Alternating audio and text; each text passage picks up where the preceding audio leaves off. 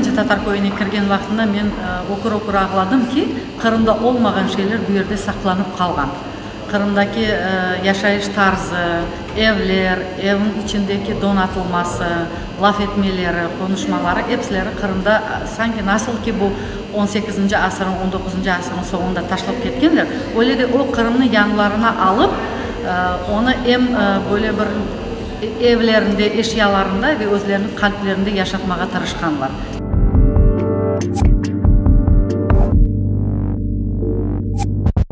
Halkımız merak eden kere Kırım Tatarları onaylarlar bu da işlerinde. Yabancılar da bazen meraktan gelen Kırım Tatarı ne dahi bu olayken hep gelir.